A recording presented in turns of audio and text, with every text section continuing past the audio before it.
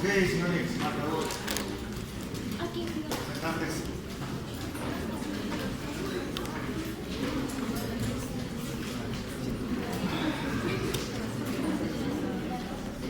Muy bien, guarde todo, no necesita nada. Guarde todo, guarde todo.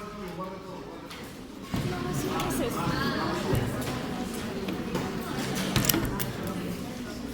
Guarda.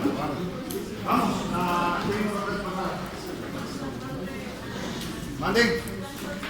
Transporte transmembrana. ¿Cuáles son los dos tipos de transporte transmembrana que hay? Difusión y transporte activo. La difusión que se explica ahí. Antes de pasar, ¿qué es difusión?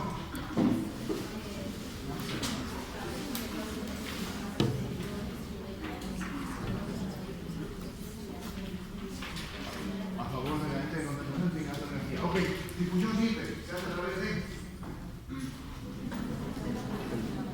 ¿Vale? A ver. La difusión simple tiene dos caminos. ¿Cuáles son?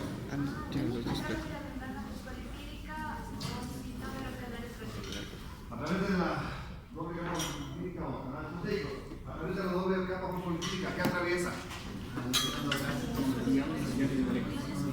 No te escucho. ¿Mande?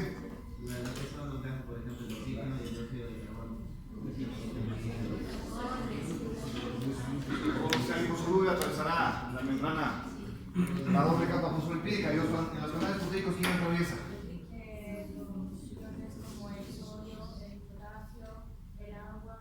Claro, esencialmente los iones, y la difusión más limitada que necesitan.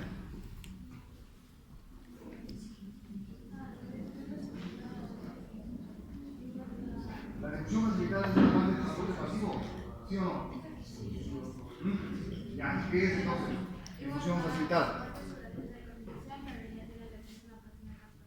Exactamente, ¿no es cierto? Ya al concepto lo aumentamos que necesita una proteína transportadora y eso hace que tenga un límite de velocidad máximo de difusión, ¿verdad? Y luego nos vamos al transporte activo, que es ¿qué? Transporte en contra de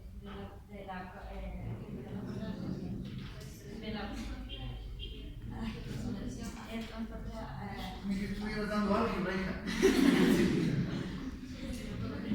Dale, vamos. aquí ya utiliza proteínas de transmembrana en contra de la persona. En contra del gradiente de concentración, ¿no es cierto? Si vamos en contra del gradiente de concentración, usamos energía. Y recuerde usted que todo lo que es transporte activo siempre necesita una proteína. Ok, hay dos tipos. ¿Cuáles son los dos tipos de transporte activo? ¿Vale? ¿Cuál es el primario?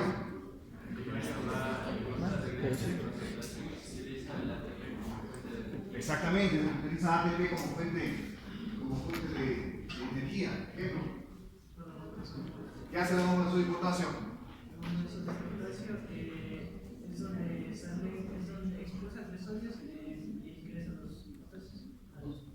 Les iba a tomar las funciones de la bomba. ¿Cuáles son las funciones de la bomba?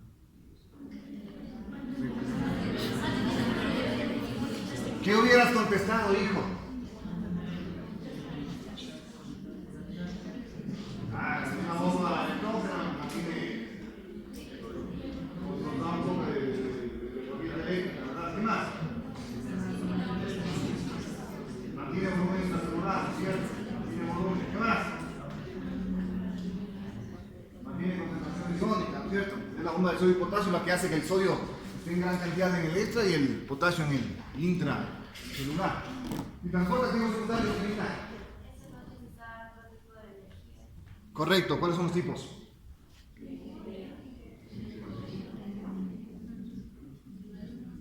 ¿Cuáles son los tipos de transporte activo secundario?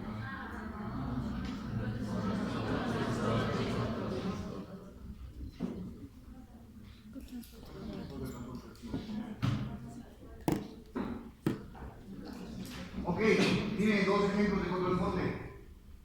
Tú mismo, que veo que has estudiado mecánica. ¿Quiénes se transportan en el cuerpo? A nivel celular. La señorita. ¿Ah? ¿Sabes lo que hay que hacer para aumentar ¿Qué sabes lo que hay que hacer en el hospital?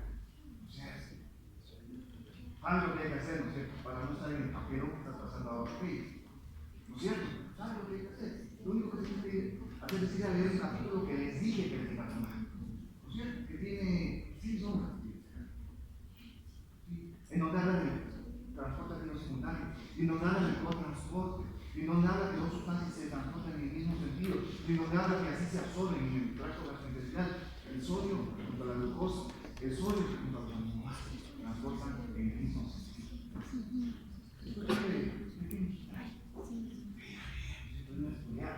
Porque si no estamos en la nebulosa, no quiero estar en la nebulosa, porque quiero ser bueno, porque quiero aprovechar, ¿no es cierto?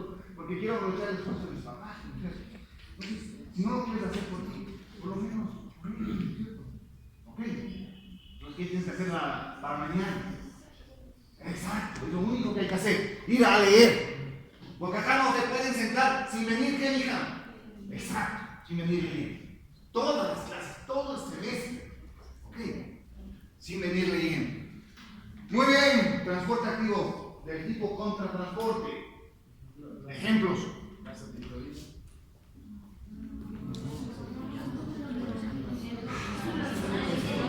es hoy.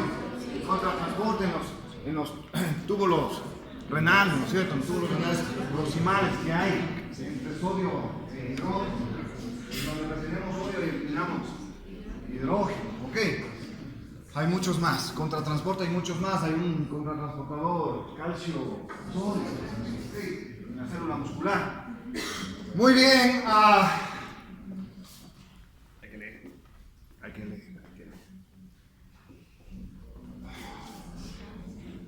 Bueno, conversemos algo de lo mismo, lo que vamos a hablar ahora es de lo mismo. Ustedes saben que los iones son o están cargados eléctricamente, ¿no es cierto? Y entonces tenemos aniones que están cargados negativamente y aniones que son cargados positivamente. De manera que al hablar de la célula, yo puedo tener iones que difundan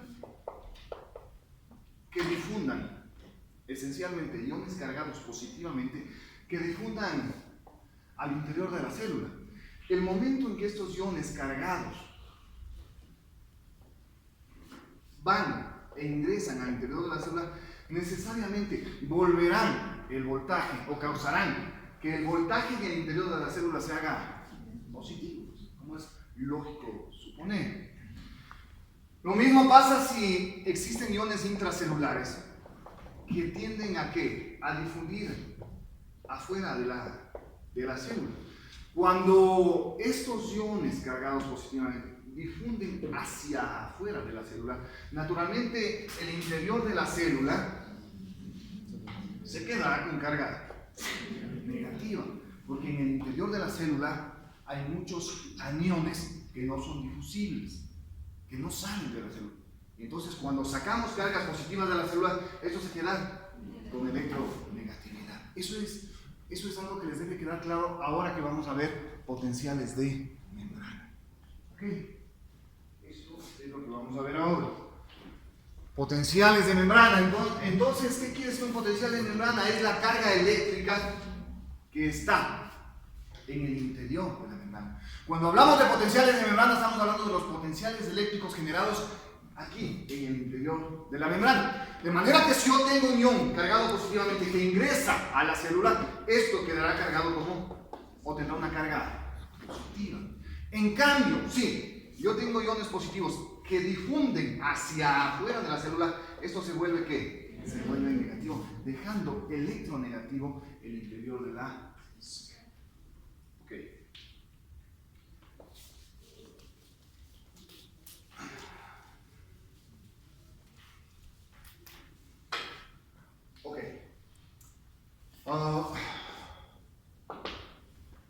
Esta difusión, esta generación de potenciales a través de la difusión iónica hace que nosotros podamos tener un potencial de membrana en la célula. Pero para entender este potencial de membrana es necesario recordar lo que es un potencial de inercia. ¿no es cierto?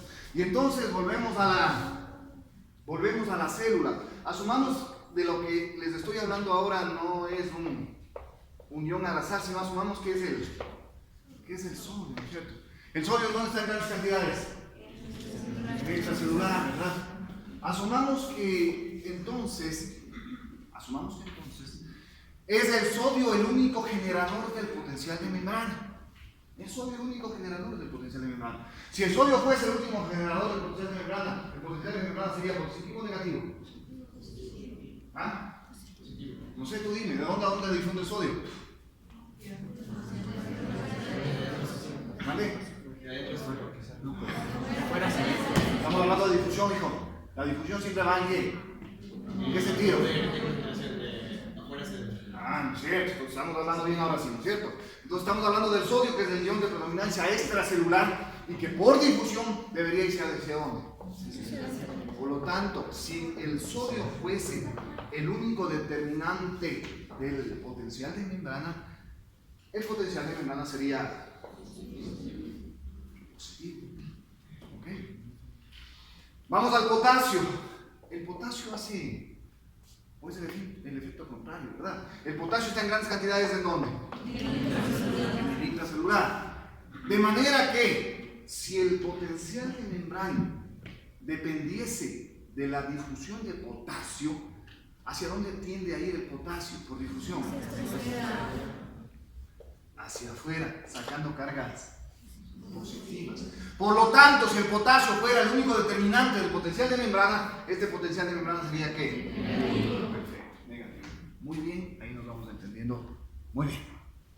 ¿Ok? Ahora bien, volvemos a hablar solo de un único ion. Nos enfoquemos en el sodio. Esta difusión de sodio, naturalmente me crea un potencial eléctrico aquí, que como ustedes bien han mencionado, por ser el sodio, será positivo. Esta difusión me va a crear un potencial generado por la difusión de un ion extrusivo que es el sodio. A ese potencial generado por la difusión de un único ion se conoce como el potencial de Nernst. Ese es el potencial de Nernst. ¿Ok? Entonces, eso que no entendíamos antes de cuando leíamos potenciales de Nernst. El potencial de Nernst es el potencial generado por la difusión de un ion. ¿Ok? Es el potencial generado por la difusión de un ion. De manera que, si hablamos de sodio, el potencial de Nernst para el sodio es un potencial positivo o negativo. Positivo. Exactamente, es positivo. Y la verdad que nos genera alrededor de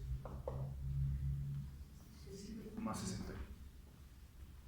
Es el potencial eléctrico que me genera más 61 milivoltios, ¿no? Que me genera la difusión de sodio.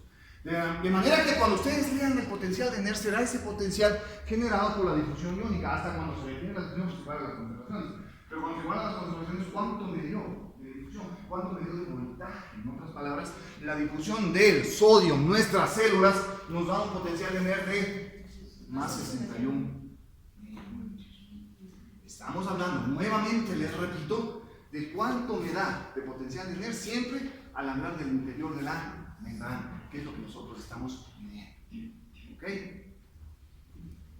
Muy bien, vamos al potasio.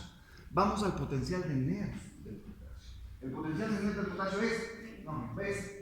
¿Positivo o negativo? ¿Vale? No. El potencial de Nernst, que es el potencial dado por la difusión de potasio, me da un potencial de Nernst positivo o negativo. Es un potencial negativo, ya hemos dicho. Si salen cargas positivas del interior, me queda negativo. ¿Ok? Y entonces el potencial de Nernst realmente del potasio es muy alto, ¿no? Alrededor de menos 94 milivoltios. Esto quiere decir que en las grandes células, en las grandes neuronas, en las grandes células musculares, nuestros potenciales generados por la difusión de potasio será de menos 94 milivoltios y la difusión generada por la difusión de sodio, el potencial general es de más 61. Si midiésemos iones aislados, porque el potencial general mide solo un exclusivo ion. Pero ustedes saben muy bien que fisiológicamente no solo actúa sodio o no solo actúa potasio, sino que actúa en y cuando actúan en conjunto, pues no utilizamos la fórmula del potencial de Nernst, sino actuamos a través del potencial de Goldman. Así se le llama. La fórmula de Goldman, que esencialmente es una fórmula que nos permite, a través de esto mismo que estamos analizando ahora, determinar cuál es el potencial de membrana generada por la difusión de dos o más. Entonces, en Goldman tenemos que la concentración intracelular de potasio, intracelular de sodio y abajo concentración intracelular de potasio, concentración intracelular de sodio, y hacemos los cálculos para obtener el potencial generado por varios iones. Y de esa manera, a través de la ecuación de Goldman, nosotros podemos determinar cuánto es el potencial generado de lo que nos interesa, porque aquí en fisiología nos interesa la difusión de dos iones esencialmente, el sodio y el potasio, que son los que generan los potenciales de membrana. Y me da un potencial de membrana para la difusión tanto de sodio cuanto de potasio. Ok, por lo pronto, señores, estos son los potenciales de Nernst que sirven para analizar la difusión de un único ion, y cuando ya entran en conjunción algunos iones, pues analizaremos a través de la ecuación de Goldman. Okay. Nernst para un ion aislado y Goldman para la unión de varios iones. Por favor, recordar que la difusión iónica me genera potenciales eléctricos, indudablemente, porque son iones cargados eléctricamente. Pues. Y entonces, si un ion ingresa a la célula que es positivo, pues será positivo el potencial generado en el interior de la célula. En cambio, si saco cargas positivas al exterior, como en el potasio, el interior me quedará cargado electronegativamente. Se estarán preguntando cuánto es el potencial generado por los dos iones. Les pido un poco de paciencia hasta seguir avanzando a la generación del potencial. Ok, hasta aquí alguna duda.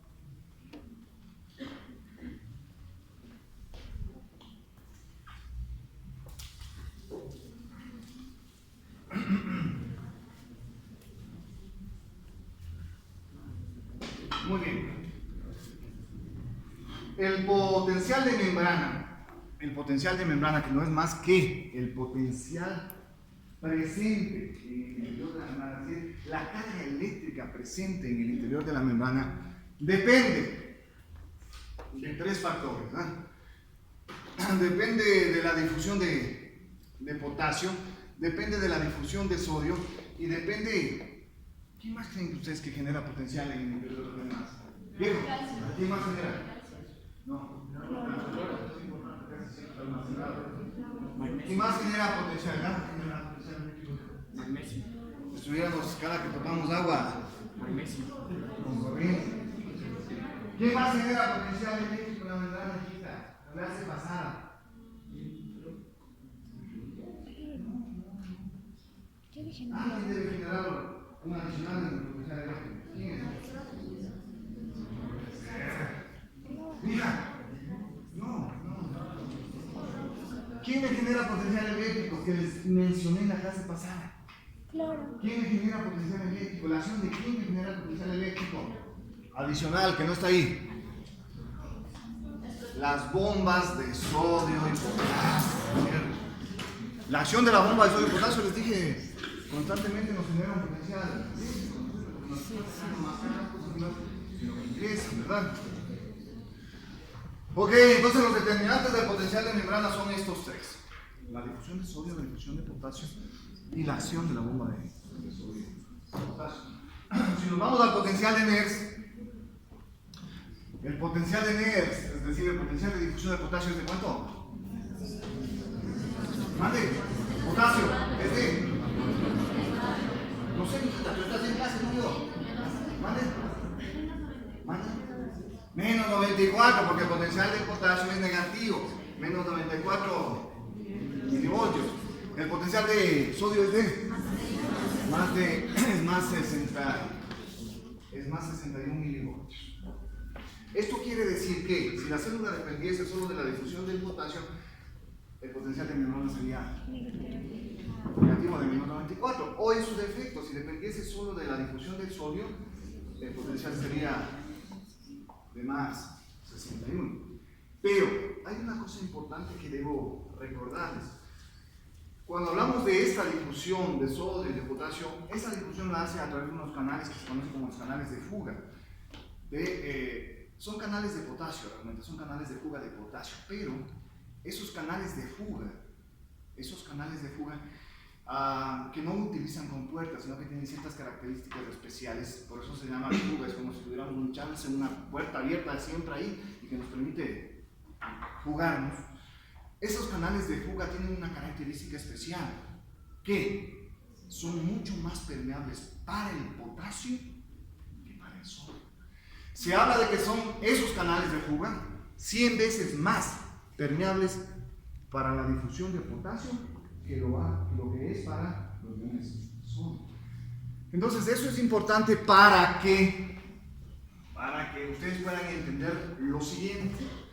Y entonces nosotros hacemos los cálculos a través de la ecuación de Boltzmann y de repente nos sale que la interacción de estos dos iones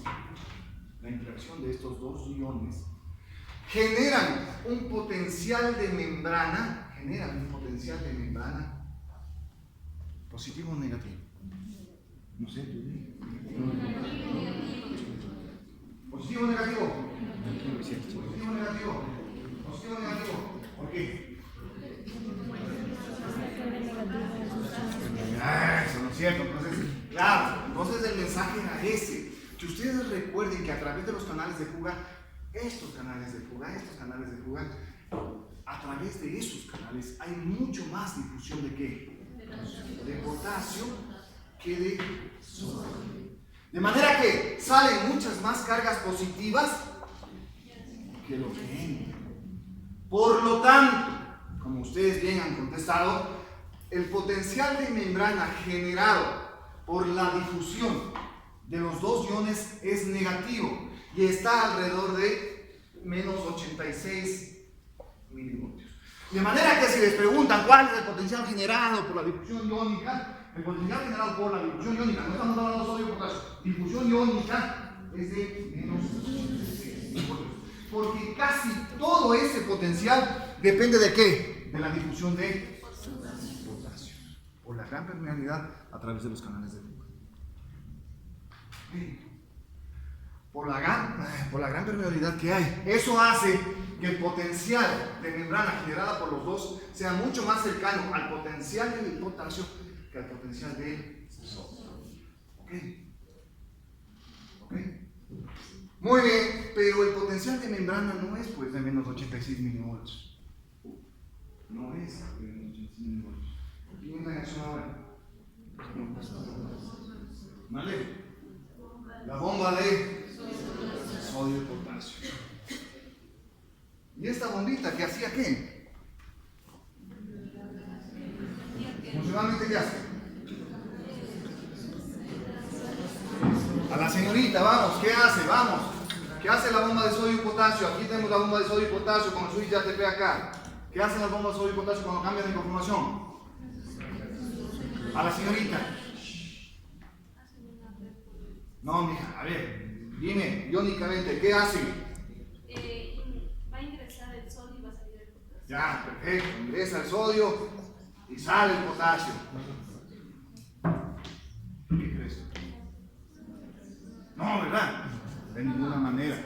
Si hace eso, estaríamos teniendo gran cantidad de potasio extracelular, y eso no es cierto.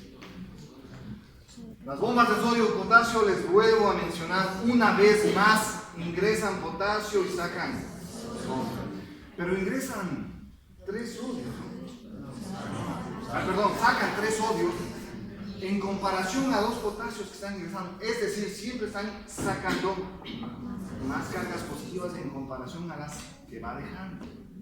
De manera que se convierte en una bomba electrógena de carga negativa para el interior de la membrana. ¿Ok? ¿Ok? Y esto se va volviendo negativo por la acción de las bombas de sodio y potasio. Las bombas de sodio y potasio aportan al potencial de membrana de nuestras células con menos 4 milivoltios. Ese es el aporte de voltaje. El aporte de voltaje que nos da la acción de las bombas de sodio y potasio. ¿Okay? De manera que el potencial de membrana es no. De manera que el potencial de acción ha sido, si aquí tengo menos 86 y aquí tengo menos 4, el potencial de membrana de nuestras células es de menos 90. Entonces, cuando a ustedes les pregunten, les tomen, les evalúen en cualquier ámbito de la medicina, para acreditación de carrera, para acreditación profesional, recuerden pues los potenciales de membrana. Los potenciales de membrana, cuando están en reposo, los potenciales de membrana es de menos 90. Menos 90. Casi todos de esos dados por la difusión iónica, ¿no? De sodio y potasio, esencialmente por la difusión de potasio, más la acción de la bomba de sodio y potasio. Entonces siempre hablaremos de aquí en adelante en fisiología cardíaca, en transmisión neuromuscular, de estos potenciales de membrana, es decir, esos potenciales que son generados cuando la célula está en reposo, porque aquí la célula está en reposo, aquí todavía no se ha estimulado, está en reposo. Si nosotros no movemos el músculo, la célula está en reposo, y el potasio va jugando, el sodio va jugando, y nos va generando ese potencial de membrana. Las bombas de sodio y potasio nos van generando un potencial de membrana también. Todo en su conjunto nos da menos 90, que es el potencial de membrana. ¿Okay? El potencial de reposo. Así se llama el potencial de membrana. Entonces, la generación del potencial de membrana tiene que ver con esto. La generación del potencial de membrana tiene que ver esencialmente con eso. Con que nosotros debemos reconocer que la difusión iónica nos da una carga eléctrica. Con que debemos reconocer que en el interior de la célula hay cargas negativas per se, dadas por los aminones, que son proteínas que no pueden difundir, que tienen carga negativa. De manera que si saco cargas positivas de la célula, pues el interior me queda negativo. Al contrario, si ingreso cargas positivas, pues me generará un potencial positivo. ¿Ok? Así se va jugando con esto. El potencial de membrana depende de la difusión iónica y depende de la acción de la bomba de sodio y potasio. No lo olviden. Ahora sí. ¿De dónde sale el menos 86? Discúlpenme, perdón. De la interacción de los dos. Tú cuando haces un potencial de membrana no analizas solo al potasio o no analizas solo al sodio, de ninguna manera. No puedes estudiarlos aisladamente porque los dos actúan a la vez. Pero ¿cuál es el problema? El problema es que hay mucha más difusión para el potasio que lo que hay para el sodio. Entonces, si analizamos en conjunto la difusión de los dos iones, el potencial generado por la difusión de los dos iones es de menos 86 milivoltios. ¿Ok? Porque difuye más potasio, entonces me genera más la carga eléctrica hacia el potasio. ¿Ok? Pero es por ese hecho de que esos canales de fuga difunden más potasio que lo que hace eso. ¿Ok? Muy bien. Señores, esta es la generación del potencial de membrana. ¿Dudas?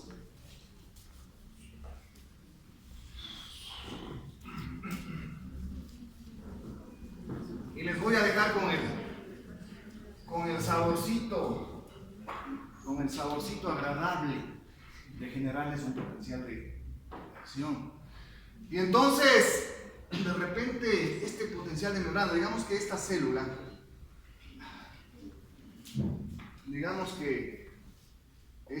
que ahora sí es visible, que es o está cargada o que tiene un potencial de membrana negativo de menos 90 milivoltios, por las razones que ustedes ya conocen, esta célula está en reposo, sí, actual. Pero de repente viene una señal nerviosa y hace que esta célula, a través de este estímulo, cambie de voltaje. Y cambia de voltaje. Y de repente esto se hace positivo. A esos cambios rápidos del potencial de membrana, a esos cambios rápidos se les denomina potenciales de acción. Entonces un potencial de acción no es más que un cambio rápido del potencial del potencial del reposo. ¿Ok? Ese es un potencial de el potencial de acción tiene fases, ¿no? El potencial de acción tiene fases. Y entonces yo tengo la fase de reposo que corresponde ¿a cuánto será? ¿A cuánto será? Exacto, a la fase de reposo que será de menos 90 milivoltios. Pero de repente llega el estímulo y este estímulo ingresa cargas positivas a la célula. A este ingreso de cargas positivas a la célula, se le conoce como la fase de despolarización. Es decir, aquí la célula está polarizada, cargada negativamente. Cuando le quito la polarización, simplemente estamos hablando de que estamos a la célula despolarizada. La despolarización, por lo tanto, se caracteriza ¿por qué? Por el ingreso de cargas positivas a la célula. De tal manera que el potencial de menos 90 en algunas células llega incluso a ser positivo, de más 10, más 20 milivoltios, aunque en la mayoría de ellas realmente no es que llegue ni siquiera a 0, sino se aproxima a 0, llegando a menos 10 milivoltios, ¿no? Más o menos. Pero toda esta aproximación de este potencial de membrana hacia valores positivos, todo esto constituye el fenómeno o la fase de despolarización. Y entonces se despolariza y luego la célula muscular se contrae, la célula neuronal elabora sus neurotransmisores, es decir, damos la función a la célula, gracias al estímulo que nos llegó, gracias a la generación de ese potencial de acción. El que ustedes me escuchen es potenciales de acción, una transmisión nerviosa nada más. Viene la sinapsis y estimula una célula a otra, generando potenciales de acción. ¿Qué son los potenciales de acción? Cambios de potencial de membrana. Cambios de potencial de membrana que llevan a la célula ¿qué? Hacia una fase positiva en la despolarización. Pero a mí no me interesa que la célula se quede activa. No me interesa que la célula se quede contraída. Ni que constantemente esté encabezando transmisión nerviosa, porque me daría un ataque directo, ¿verdad? Necesito yo frenar la generación de potencial de acción. Y entonces, esta fase que comenzó con la despolarización tiene o debe tener una fase que me vuelva a la célula a su potencial de reposo, a su estado polarizado. Y entonces a esta fase se conoce como repolarización. Vamos a volver a polarizar a la célula. Se caracteriza la repolarización ¿por qué? Primero despolarizamos a la célula e ingresaron cargas positivas. Pero a mí no me interesa tener a la célula activa, necesito volver al reposo. ¿Cómo lo hacemos? Estas cargas positivas deben salir y comienzan a salir. Si salen las cargas positivas, ustedes ya saben el resto. ¿El interior queda qué? Perfecto, señores. El interior queda negativo. Repolarizando a la célula y dejándolo nuevamente en cuanto.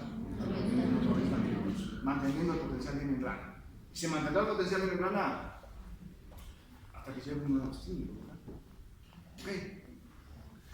Señores, por lo tanto, las fases del potencial de acción son la fase de reposo, cuando estamos en potencial de membrana, despolarizamos ingresando cargas positivas a la célula, repolarizamos sacando cargas positivas de la célula al exterior y nuevamente potencial de membrana, fase de reposo. Ok.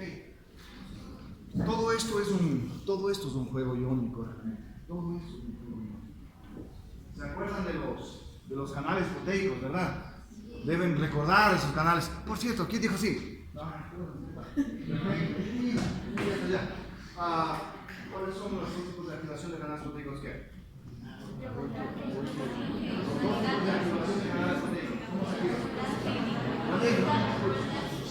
Ya, por voltaje. Entonces, recuerde usted que yo tengo unos canales operados por voltaje. ¿No es cierto? Les había mencionado ya. Y aquí cuando hablamos de los potenciales de acción hay cientos de canales operados por voltaje en nuestras células, miles diría yo. Y entonces, cuando llega un estímulo, lo que se estimula son estos canales operados por voltaje. Llega el estímulo y lo primero que se activan son estos canales. Los canales del sodio son los primeros en activarse. Recuerde usted lo que hace cuando un canal se activa. ¿Qué hace cuando un canal se activa? Abre su compuerta. Y al abrir su compuerta, el sodio, ¿de dónde a dónde debe difundir? Porque yo recuerdo que tengo gran cantidad de sodio extracelular. Entonces, si las compuertas de sodio son las primeras en activarse por la llegada de un estímulo, se abre la compuerta operada por voltaje del sodio y las cargas positivas que lleva el sodio son las responsables de la despolarización. Esa es la responsable de despolarización. En otras palabras, señores estudiantes, es la difusión del sodio la responsable de causar la despolarización. Porque se abren sus canales. Los canales operados por voltaje para. Pero no solo tenemos canales operados de voltaje para sodio, sino que también tenemos canales operados por voltaje para el potasio. Pero aquí cabe una aclaración que nunca la deben olvidar. Los canales de sodio operados por voltajes son canales rápidos de activación. En cambio, los canales de potasio son canales lentos en cuanto a su activación. Estamos hablando de milisegundos de actividad celular. De manera que llega el estímulo y este mismo estímulo, el mismo estímulo es el responsable de abrir tanto los canales rápidos cuanto los canales lentos.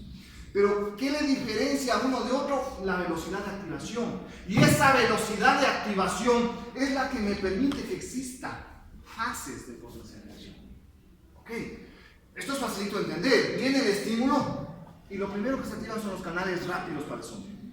Se activan los canales rápidos. Como es para el sodio, ¿de dónde a dónde tienen que fluir las cargas? Pues de afuera hacia adentro, y entonces estamos despolarizando, creando positividad en el interior del cerebro.